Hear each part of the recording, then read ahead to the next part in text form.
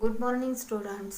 आजच्या तासाला आपण सरफेस टेन्शनची डेफिनेशन, त्याचबरोबर सरफेस एनर्जी आणि रिलेशन बिटवीन सरफेस टेन्शन आणि सरफेस एनर्जी याचा आपल्याला स्टडी करायचा आहे. तर सुरुवातीला आपण सरफेस टेन्शनची डेफिनेशन बघणार आहे. आता मागच्या तासाला आपण सरफेस टेन्शन म्हणजे काय बघितलेलं आहे. तर जो फ्री सरफेस आहे लिक्विडचा, म्हणजे एका कंटेनरमध्ये लिक्विड आहे आणि त्याच्यावरचा जो फ्री सरफेस आहे, हा वरचा जो लेयर आहे तो काय आहे, फ्री सरफेस ऑफ लिक्विड, आणि त्याच्यावरती एक इलास्टिक मेम्ब्रेन तयार होईल आणि म्हणजेच तिथं काय तयार होणार, एक टेन्शन तयार होणार आहे आणि त्या टेन्शनला आपण काय म्हणतो, सरफेस टेन्शन असं म्हणतो. हे आपण मागच्या वेळेस बघितलेलं आहे. आता त्याची ॲक्च्युअल डेफिनेशन काय आहे हे आपल्याला बघायचं आहे. तर डेफिनेशन काय आहे, it is defined as the tangential force acting per unit length on both side of an imaginary line drawn on the free surface of the liquid. मग आता इथं सरफेस टेन्शन हे टी ने डिनोट केलं जातं. Surface tension it is denoted by T. आता हा जो कंटेनर आहे त्याच्यामध्ये लिक्विड आहे, त्याचा हा जो लेयर आहे म्हणजे तो काय असणार आहे, वरचा surface free surface of a liquid असणार आहे. आणि त्याचाच आपण वरून बघितलं तर त्याचा टॉप व्ह्यू आपल्याला कसा दिसणार आहे, अशा पद्धतीने दिसणार आहे. तर हे डेफिनेशन ॲक्च्युअली काय आहे, तर हा जो टॉप व्ह्यू आहे आणि ह्याच्यावरती काय असणार आहे, म्हणजे मॉलिक्युल्स असणार आहेत. इलास्टिक मेम्ब्रेन त्याच्यावरती तयार झालेला आहे. असे ह्याच्यावरती जे मॉलिक्युल्स आहेत आणि त्या मॉलिक्युल्सवरती आपण एक इमेजनरी लाईन ड्रॉ करायची आहे. काय करायचे आहे, एक इमेजनरी लाईन ड्रॉ करायची आहे. आणि पी क्यू ही काय असणार आहे, इमेजनरी लाईन आहे. त्याचबरोबर त्याची लेंथ काय असणार आहे, यल असणार आहे. म्हणजे इथं आपण 1 मीटर एवढी लेंथ कन्सिडर करायची आहे, यल. आणि ह्याच्यावरती ह्या इमेजनरी लाईनवरती काय असणार आहे, एक टँजेन्शियल फोर्स अप्लाय होणार आहे. आणि हा टँजेन्शियल फोर्स कसा असणार आहे, ह्या मॉलिक्युलच्या इथं जे मॉलिक्युल्स असणार आहेत त्याला कसा असणार आहे, हा टँजेन्शियल फोर्स अप्लाय होणार आहे on both side of a imaginary line. ही जी आपण इमेजनरी लाईन ड्रॉ केलेली आहे त्याच्या दोन्ही साइडला हा टँजेन्शियल फोर्स अप्लाय होणार आहे.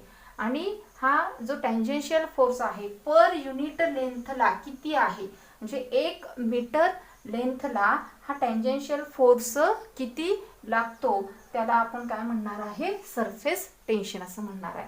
तेच आपल्याला इथे दिलेलं आहे की it is defined as tangential force acting per unit length. हा जो टँजेन्शियल फोर्स आहे acting per unit length on both side of imaginary line, ही जी इमेजनरी लाईन ड्रॉ केलेली आहे त्याच्या दोन्ही imaginary line drawn on the free surface of liquid. म्हणजे हा जो लिक्विडचा फ्री सरफेस आहे त्याच्यावरती आपण जी इमेजनरी लाईन ड्रॉ केलेली आहे त्याच्यावरती लागणारा जो टँजेन्शियल फोर्स आहे, तो टँजेन्शियल जो फोर्स आहे बोथ साइड ऑफ लिक्विड, ह्या दोन्ही बाजूला हा टँजेन्शियल फोर्स लागणार आहे. आणि तो पर युनिट लेंथला किती आहे त्याला आपण काय म्हणणार आहे, सरफेस टेन्शन. त्याचं इक्वेशन काय असणार आहे, surface tension it is denoted by T. T is equal to force per unit length. Surface tension T is equal to force per unit length. आता याचं एसआय युनिट काय आहे, तर युनिट जे आहे न्यूटन पर मीटर. फोर्सचं काय आहे, न्यूटन आणि मीटर. त्यामुळं एसआय युनिट काय आहे, एसआय युनिट न्यूटन पर मीटर आहे, न्यूटन पर मीटर. आणि याचं डायमेन्शन जर काढायचं झालं तर काय येणार आहे, डायमेन्शन इथं is equal to dimension of surface tension is equal to फोर्सचं काय असणार आहे, L1 M1 T-2 असणार आहे आणि डिवायडेड बाय लेंथचं काय असणार आहे, L1. आणि हे जर आपण बघितलं, L1 न्यूमरेटर आणि हे डिनोमिनेटर आहे, 1 - 1 0 येणार. L0 M1 T-2 हे काय असणार आहे, dimension of surface tension L0 M1 T-2. त्यानंतर सरफेस एनर्जी. सरफेस एनर्जी म्हणजे काय, तर जो फ्री सरफेस ऑफ लिक्विड आहे जो वरचा लेयर आहे लिक्विडचा त्याला आपण फ्री सरफेस म्हणतो. तर तो फ्री सरफेस ऑफ लिक्विड आहे तो कसा असतो, स्ट्रेच्ड मेम्ब्रेन तयार झालेला असतं त्याच्यामध्ये. आणि प्रत्येक मॉलिक्यूल जो आहे तो कसा असतो, स्ट्रेचेबल असतो. आणि तो स्ट्रेचेबल असल्यामुळं त्याच्याकडे एक एक्स्ट्रा पोटेन्शियल एनर्जी असते. आणि ती जी प्रत्येक मॉलिक्यूलची एक्स्ट्रा पोटेन्शियल जी एनर्जी असते त्याला आपण काय म्हणतो, तर सरफेस एनर्जी असं म्हणतो. मग इथं डेफिनेशन दिलेली आहे, काय आहे, the extra potential energy of the molecules in the surface layer is called the surface energy of the liquid. म्हणजे त्या मॉलिक्युल्सला मिळालेली जी एक्स्ट्रा एनर्जी आहे त्याला आपण काय म्हणतो, सरफेस एनर्जी असं म्हणतो. आणि त्या पद्धतीनं ती जी total amount of potential energy आहे पूर्ण सरफेस वरचा जो लेयर आहे आणि त्या प्रत्येक मॉलिक्यूलला एक्स्ट्रा पोटेन्शियल एनर्जी मिळालेली असते. तर ते स्ट्रेच्ड झालेले असतात आणि त्याची टोटल अमाऊंट ऑफ जी पोटेन्शियल एनर्जी आहे त्याला आपण काय म्हणतो, सरफेस एनर्जी असं म्हणतो.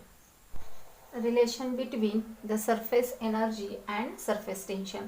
सरफेस एनर्जी आणि सरफेस टेन्शन त्याचं रिलेशन आपल्याला बघायचं आहे आणि त्याचं इक्वेशन आपल्याला याच्यामध्ये स्टडी करायचं आहे. तर बघा सुरुवातीला इथं एक तुम्हाला डायग्राम दिलेली आहे आणि ह्या डायग्रामवरून आपल्याला एक्सप्लेनेशन बघायचं आहे. तर consider a rectangular frame of wire P dash S S dash. ही एक रेक्टँग्युलर फ्रेम दिलेली आहे तुम्हाला, पी डॅश आणि एस एस डॅश ही एक फ्रेम आहे. It is fitted with a movable arm. मग ही जी फ्रेम आहे ह्या फ्रेममध्ये एक क्यू आर अशी एक अरेंजमेंट केलेली आहे फ्रेममध्ये, की ती जी फ्रेम आहे ती मूवेबल होणार आहे, म्हणजे ती पुढे मागे होणार आहे. त्याचा जो एरिया आपण इन्क्रीज किंवा डिक्रीज करू शकतो. अशा पद्धतीनं क्यू आर एक फिटेड वायर किंवा त्याला आपण काय म्हणतो, आर्म म्हणतो, की जेणेकरून ही फ्रेम आपण कमी जास्त करू शकतो. त्याला आर्म असं म्हटलेलं आहे, movable arm Q R. Then next दुसरा पॉइंट बघा, this frame is dipped in a soap solution and taken out. आता ही जी फ्रेम आहे, समजा आता फॉर एक्झाम्पल तुम्हाला सांगितलं, लहानपणी आपण बघतो की एक छोटी फ्रेम असते अशा पद्धतीची, इथं अशी गोल आणि त्याला असा दांडा असतो आणि ती जर आपण त्या सोप सोल्युशन एक लिक्विडमध्ये बुडवलं की त्याच्यावरती बघा एक लेयर तयार होतो आणि तो फुकलं की काय होतं, त्याच्यामधून बबल्स बाहेर पडतात. तशाच पद्धतीचं ही ज्यावेळेस फ्रेम आपण सोप सोल्युशनमध्ये बुडवणार आहे त्यावेळेस इथं एक आणि काढून टाकलं आपण, त्याच्यामध्ये बुडवली आणि काढली तर बघा काय होणार आहे, त्याच्यामध्ये एक फ्रेम तयार होणार आहे, एक सोपचा एक लेयर तयार होणार आहे याच्यामध्ये. A film of soap solution will be formed within the boundaries of PQRS of the frame. या PQRS मध्ये काय होणार आहे, एक सोप सोल्युशनचं फ्रेम तयार होणार आहे. फिल्म तयार झाल्यानंतर इथं बघा जो मूवेबल आर्म आहे QR, ज्यावेळेस आपण सोप सोल्युशनमधून ही फ्रेम काढलेली आहे त्यावेळेस इथं एक फ्रेम तयार झालेली आहे. आता इथं QR हे जे मूवेबल आर्म आहे याच्यावरती जर आपण फोर्स अप्लाय केला तर काय होणार आहे, आणि तो फोर्स अप्लाय केल्यानंतर आपल्याला ही जी मूवेबल फ्रेम आहे QR आर्म आहे, मूवेबल आर्म, ती आपल्याला कुठं आणायची आहे, मूव्स टुवर्ड्स द PS. ह्या PS साईडकडे आपल्याला मूव्ह करायचे आहे under the action of force. आणि मूव्ह केल्यानंतर काय होणार आहे, इथला एरिया काय होणार आहे, डिक्रीज होणार आहे, कारण तो इथून इकडे आला की याचा एरिया काय होणार आहे, डिक्रीज होणार आहे. आणि इथं QR हिची लेंथ काय असणार आहे, Lच असणार आहे. तर ज्या वेळेस आपण हा जो movable arm moves towards side PS साईडकडे आणतो त्यावेळेस इथं आपल्याला एक फोर्स मिळणार आहे आणि इथं एरिया जो आहे तो डिक्रीज होणार आहे. आणि ही इनवर्ड तिथं कुठला फोर्स मिळणार आहे, इनवर्ड फोर्स मिळणार आहे, आतल्या बाजूला लागणारा जो फोर्स इनवर्ड फोर्स मिळणार आहे. आणि तो किती आहे, तर inward force acting on it is given by किती असणार आहे, F is equal to T into 2L. T म्हणजे सरफेस टेन्शन. आपल्याला सरफेस टेन्शनचं इक्वेशन माहित आहे, ते इथं लिहिलेलं आहे. Surface tension T is equal to force per unit length असणार आहे. आता इथं force, inward force F is equal to T into L. आता तुम्ही म्हणाल इथं 2L आहे, तर हे 2L कसं आलेलं आहे, ही जी फ्रेम आहे त्या फ्रेमची दोन्ही साईड लक्षात घ्यायचं आहे. वरचा सरफेस आणि खालचा सरफेस ह्या दोन्ही साईडची लेंथ कन्सिडर करायची आहे. त्यामुळं ती काय असणार आहे, 2L असणार आहे. त्यामुळे 2L काय आहे, टू सरफेस ऑफ फिल्म.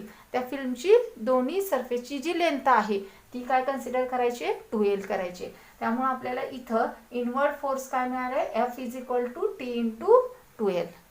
आता यामध्ये एक्सटर्नल फोर्स अप्लाय केल्यानंतर आपल्याला ही movable arm QR moves away from the side PS.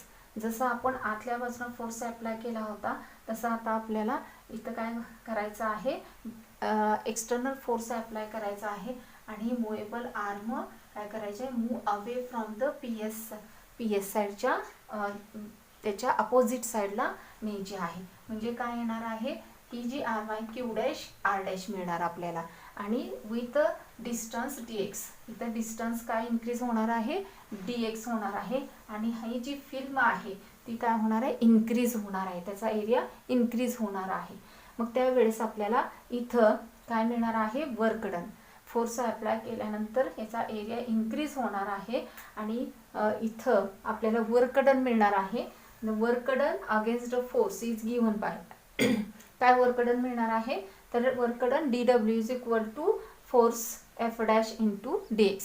जो इन्क्रीज झालेली जी लेंथ इथले एरिया आहे, जी लेंथ काय झालेली आहे dx, एवढा increase dx and F dash जो फोर्स आहे तो काय असणार आहे, F डॅश फोर्स असणार आहे.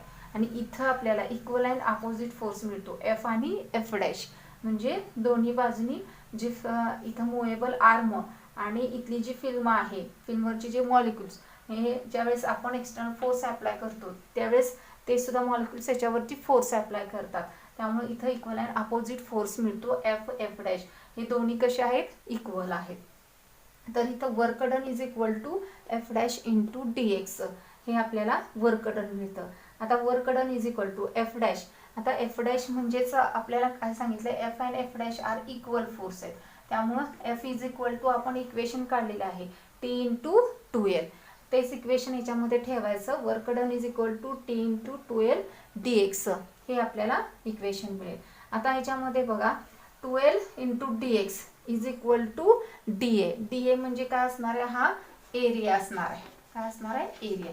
आता हा एरिया कुठला असणार आहे बघा, 2L म्हणजे ही काय असणार आहे, लेंथ. दोन सरफेस जी फिल्म आहे त्याची लेंथ काय असणार आहे, 2L असणार आहे. आणि इन्क्रीज झालेला लेंथ इंटू इथली ब्रेडथ, ही dx इन्क्रीज झालेला काय असणार आहे, ब्रेडथ असणार आहे. त्यामुळं तो आपल्याला इथं काय मिळतो, एरिया.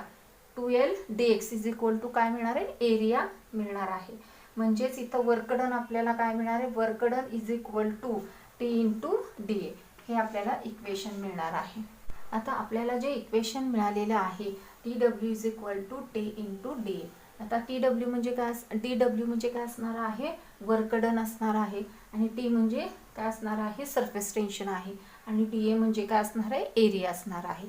तर आता ह्याच्यामध्ये ज्या वेळेस या फिल्मवरती फोर्स अप्लाय केला जातो तेवढं काय होणार आहे, वर्क डन मिळणार आहे. आणि वर्क डन मिळाल्यानंतर तिथं जे मॉलिक्युल्स आहेत त्याच्यावरती काय तयार होणार आहे, एक टेन्शन क्रिएट होणार आहे, अप्लाय होणार आहे फोर्समुळं, वर्क डनमुळं. आणि त्या टेन्शनमुळं त्या जे मॉलिक्युलला ते स्ट्रेचेबल होतात आणि त्यामुळं त्याला एक एनर्जी मिळते. आणि ती जी एनर्जी आहे ती काय आहे, पोटेन्शियल एनर्जी आहे. आणि ती total amount of potential energy आहे मॉलिक्युलची, म्हणजे त्याला आपण काय म्हणतो की सरफेस एनर्जी. मगाशी आपण सांगितलं की ती जी मॉलिक्युल्सला मिळणारी जी पोटेन्शियल एनर्जी आहे ती म्हणजे काय असणार आहे, सरफेस एनर्जी असते. तसंच इथं वर्क डनमुळं काय मिळतं की त्या मॉलिक्युलला पोटेन्शियल एनर्जी मिळते. आणि पोटेन्शियल एनर्जी म्हणजेच काय असणार आहे, सरफेस एनर्जी असणार आहे. आणि वर्क डन म्हणजे काय असणार आहे, तर वर्क डनमुळं आपल्याला पोटेन्शियल एनर्जी मिळणार आहे आणि तीच work done is equal to काय असणार आहे, सरफेस एनर्जी असणार आहे. मग इथं surface energy is equal to T into D A हे आपल्याला इक्वेशन मिळणार आहे. आता इथं सरफेस एनर्जीचं आपल्याला ह्याच्यावरून युनिट काढता येईल. म्हणजे काय असणार आहे बघा, तर इथं सरफेस टेन्शनचं युनिट काय असणार आहे, न्यूटन मीटर असणार आहे आणि एरिया म्हणजे काय असणार आहे, मीटर स्क्वेअर असणार आहे. म्हणजे इथं आपण हे काढू शकतो न्यूटन मीटर सरफेस एनर्जीचं एसआय युनिट. तर सरफेस टेन्शनचं काय असणार आहे, न्यूटन मीटर असणार आहे आणि डी एरिया म्हणजे काय असणार आहे, मीटर स्क्वेअर. तर इथं एक मीटरला हे मीटर कॅन्सल होईल, तर न्यूटन मीटर हे आपल्याला युनिट ह्याचं सांगता येईल. ठीक आहे. तर SI unit of surface energy is newton metre. आता ह्या इक्वेशनवरून आपल्याला आणखी एक सरफेस टेन्शनचं इक्वेशन काढता येईल. ती म्हणजे surface tension is equal to surface energy per unit area. Surface tension is equal to surface energy per unit area. म्हणजे इथं आपल्याला हे जे रिलेशन आहे surface energy is equal to T into D A हे काय असणार आहे, relation between surface energy and surface टेन्शनचं असणार आहे.